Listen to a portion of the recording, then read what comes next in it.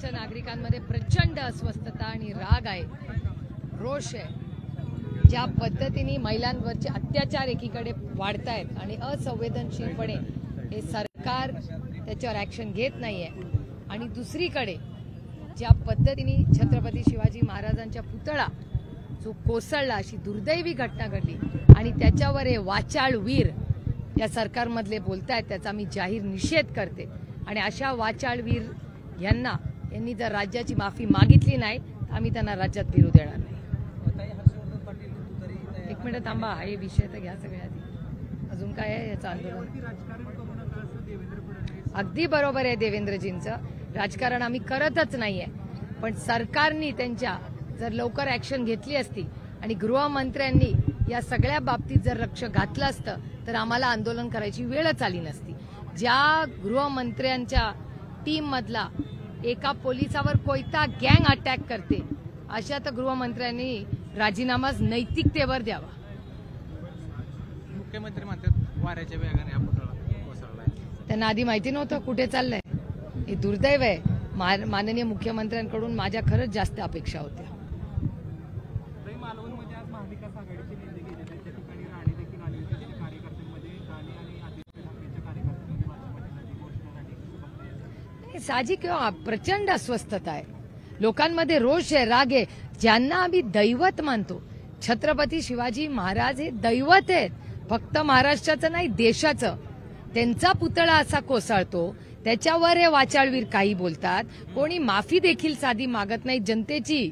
आम्ही काय आमची मागा अजिबात म्हणत नाही, जनतेची। त्यातून ते म्हणतात नौदलाची चूक आहे, नौदलाची चूक आहे। ज्या नौदलांच्या प्रयत्नांनी, कष्टांनी, त्यागामुळे आपण सगळे सुरक्षित आहोत, तुम्ही स्वतःची जी जबाबदारी आहे ती त्यांच्या गळ्यात घालताय। हे दुर्दैव आहे की किती असंवेदनशील हे सरकार आहे आणि त्यांना फक्त त्यांची खुर्ची आणि कॉन्ट्रॅक्टर हे लाडके आहेत। राणेंच्या बाचाबाची झाली आता सुरू आहे तिथे, आता राणेंच्या कार्यकर्त्यांनी आदित्य ठाकरे दोन्ही कार्यकर्त्यांमध्ये बाचाबाची झाली, शिवसेना आणि भाजपच्या किंवा राणेंच्या। हे दुर्दैव आहे की जे आज सत्तेमध्ये आहेत ते जबाबदारीच घ्यायला तयार नाहीयेत। हे दुर्दैव आहे खरं आपलं। झाले सगळे प्रश्न? आता विचारा, दुसरं काय विचार?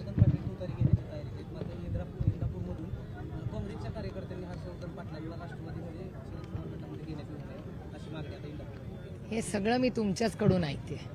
अजून सीट वाटप होईल, सीट वाटप झाल्यानंतर कॅन्डिडेटचा निर्णय होईल। त्यामुळे तुम्ही जे प्रश्न विचारताय हे सगळे तुमच्याचकडून ऐकते मी। मुंबई बँकेसंदर्भात तुम्ही एक वक्तव्य केलं होतं? वक्तव्य नाही, मी एक ट्विट केलंय। मी सकाळी सगळे चॅनल आणि सगळी वर्तमानपत्र वाचते। कालच्या वर्तमानपत्रांमध्ये ज्याचा मी उल्लेखही माझ्या ट्विटमध्ये केलेला आहे, त्याच्यात असं लिहिलेलं होतं की फायनान्स मिनिस्ट्रीने असा विरोध केलेला आहे की सहकार भवन एक मुंबईत बांधायचं आहे आणि ती एक बँक बांधणार आहे। एक तर सहकार भवन पुण्यामध्ये एक आहे आणि यशदा नावाची अतिशय उत्तम संस्था कैलासवासी यशवंतराव चव्हाणांच्या नावाने हे ट्रेनिंगचं काम करते, जी पुण्यामध्ये आहे। आता नवीन एक काहीतरी जमीन कुणाला तरी देण्यात येते, कुणाला देण्यात येते मला काही माहिती नाहीये आणि मी त्याच्यात लक्षही घातलेलं नाही। पण फायनान्स मिनिस्ट्री सरकारची जमीन देताना ऑब्जेक्शन घेते, तरी फायनान्स मिनिस्टरचं ऑब्जेक्शन, मंत्रालयाचं ऑब्जेक्शन, वित्त मंत्र्याचं ऑब्जेक्शन असताना ते ओव्हर रूल केलं जातं कॅबिनेटमध्ये आणि तरी जमीन कुणाला तरी दिली जाते। हे वर्तमानपत्रात काल आलेलं आहे, अतिशय गंभीर विषय। सातत्याने फायनान्स मिनिस्टर आणि फायनान्स मंत्रालय, आजही वर्तमानपत्र तुम्ही वाचलं तर जे लोन महाराष्ट्र सरकारने घेतलेलं आहे त्याच्यात आणखीन वाढ झालेली आहे आणि त्याचे ऑब्जेक्शन्स हे फायनान्स मिनिस्ट्रीनी घेतलेले आहेत। कालचा वर्तमानपत्र वाचा, आजचा, दोन्ही दिवशी वृत्तमंत्री, फायनान्स मिनिस्टरी या मंत्रालयांनी जे जे ऑब्जेक्शन्स घेतलेले आहेत त्याला ओव्हर रूल केलेलं जात आहे आणि सातत्याने कॅबिनेटमध्ये असे निर्णय घ्यायचे जात आहेत जे मंत्रालय नाही म्हणतंय। आणि जो उल्लेख तुम्ही केला त्याच्यात फायनान्स मिनिस्ट्रीनीही विरोध केलाय आणि लॉ अँड ज्युडिशरीनीही विरोध केलेला आहे। तर दोन दोन मंत्रालय जेव्हा नाही म्हणतायत, मग हा निर्णय का घेतला, कशासाठी घेतला, हे महाराष्ट्राला उत्तर दिलं पाहिजे सरकारने। आणि आजही जे लोन वाढवलेलं आहे महाराष्ट्र सरकारनी त्यालाही फायनान्स मिनिस्ट्रीनी ऑब्जेक्शन घेतलेलं आहे.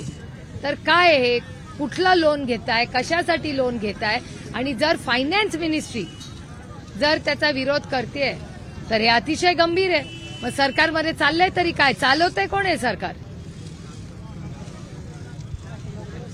हा आजचा फार गंभीर विषय हा फायनान्स मिनिस्ट्रीच्या लोनचा, तो पण आणि कालचा पण. फायनान्स आणि लॉ ज्युडिशरी दोघांनी ऑब्जेक्शन. तुम्ही आर्टिकल लिहिले आज इंडियन एक्सप्रेस पार्लमेंटमध्ये.